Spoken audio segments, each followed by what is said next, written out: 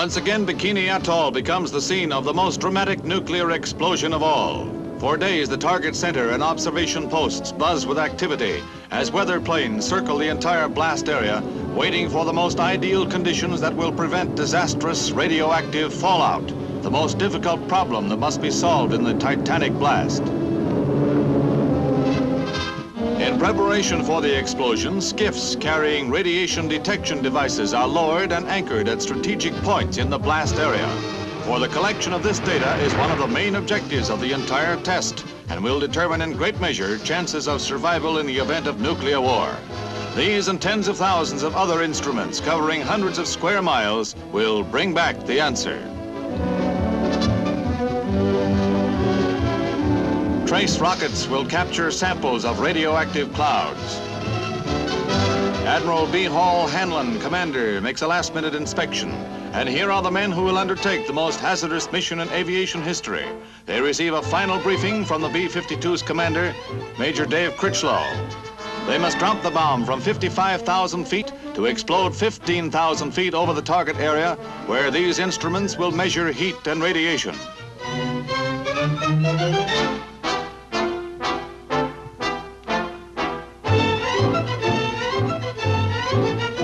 Wheels for the gigantic test are now in motion, and the seconds tick off.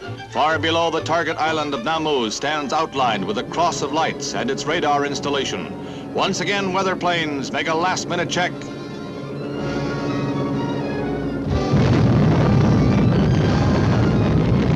A brilliance of 500 suns lights hundreds of miles of the Pacific, and the force of 1,000,000 tons of TNT is released.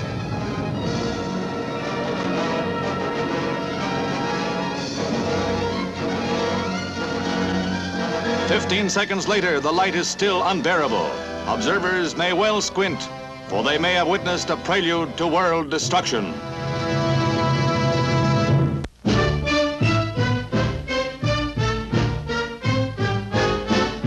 To the mile-high plateau of Hurricane Mesa in Utah for Air Force supersonic research. Here, a rocket sled tests pilot safety equipment by simulating the fantastic stresses of supersonic flight.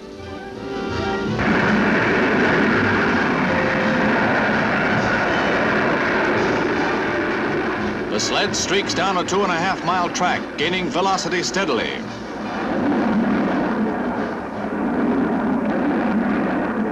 At peak acceleration, the dummy is ejected to hurtle over a 1,000-foot cliff, the most drastic trial of the safety gear that spells life or death for America's airmen.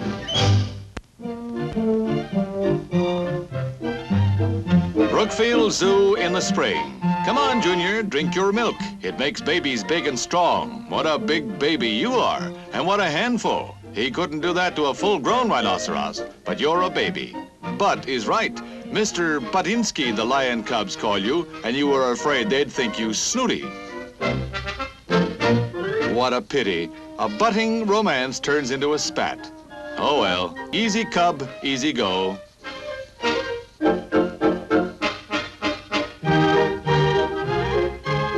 Grandpappy Porker has his nose up in the air, but he's not snooty, just snouty. Official greeter for the new children's zoo is this baby orangutan. He just loves children.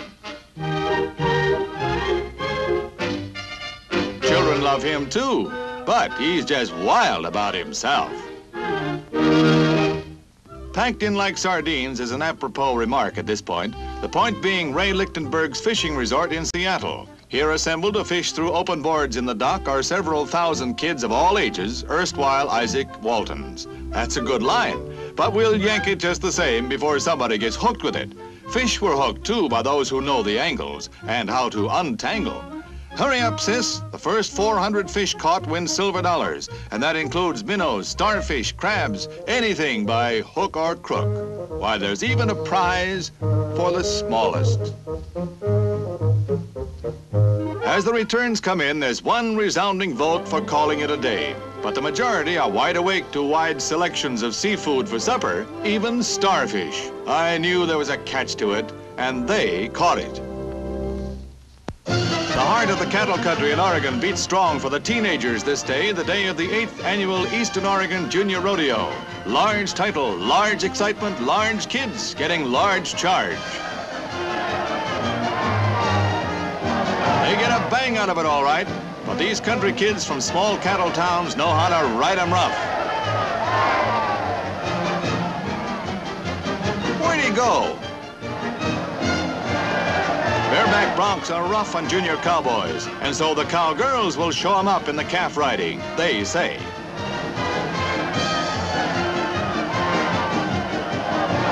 Oh, come on, sis, you're not hurt. Well, only your feelings are hurt. Let a man show 'em. Never mind who shows him, but somebody. Maybe she can.